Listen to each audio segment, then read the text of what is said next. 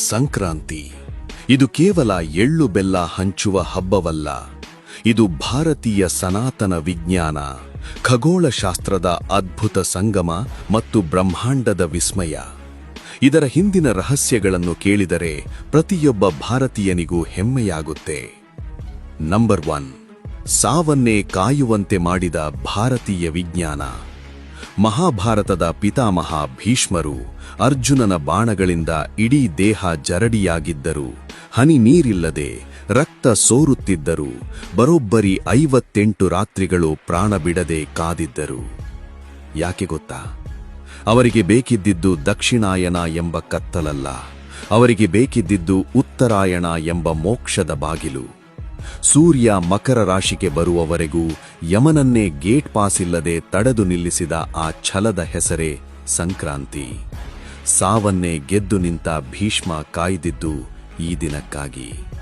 ಮಕರ ಸಂಕ್ರಾಂತಿ ಕೇವಲ ಹಬ್ಬವಲ್ಲ, ಅದು ಬೆಳಕಿನ ಪಯಣ.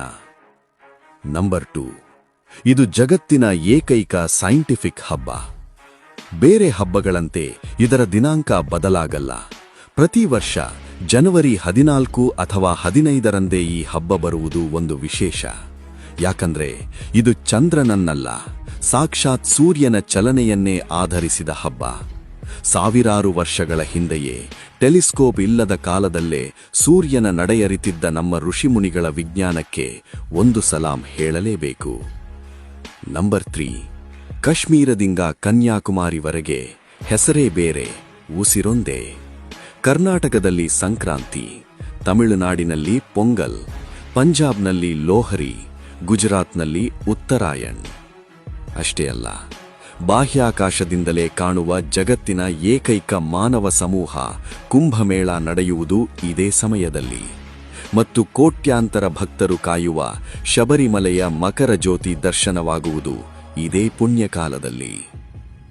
ಲಾಸ್ಟ್ 1, ಎಳ್ಳು ಬೆಲ್ಲದ ರಹಸ್ಯ. ನಾವು ಎಳ್ಳು ಬೆಲ್ಲ ತಿನ್ನುವುದು ಕೇವಲ ರುಚಿಗಲ್ಲ, ಇದು ಚಳಿಗಾಲಕ್ಕೆ ದೇಹಕ್ಕೆ ಉಷ್ಣತೆ ನೀಡುವ ನ್ಯಾಚುರಲ್ ಇಮ್ಯುನಿಟಿ ಬೂಸ್ಟರ್. ಒಳ್ಳೆಯದನ್ನೇ ಹೇಳು ಎನ್ನುವುದು ಮನಸ್ಸಿನ ಆರೋಗ್ಯಕ್ಕಾದರೆ, ಎಳ್ಳು ತಿನ್ನುವುದು ದೇಹದ ಆರೋಗ್ಯಕ್ಕೆ. ಬನ್ನಿ, ಕತ್ತಲಿಂದ ಬೆಳಕಿನೆಡೆಗೆ, ಅಜ್ಞಾನದಿಂದ ಸುಜ್ಞಾನದ ಕಡೆಗೆ ನಡೆಯೋಣ. ಇದು ನಮ್ಮ ಸಂಸ್ಕೃತಿ, ನಮ್ಮ ಹೆಮ್ಮೆ. ಎಲ್ಲರಿಗೂ ಮಕರ ಸಂಕ್ರಾಂತಿ ಹಬ್ಬದ ಹಾರ್ದಿಕ ಶುಭಾಶಯಗಳು.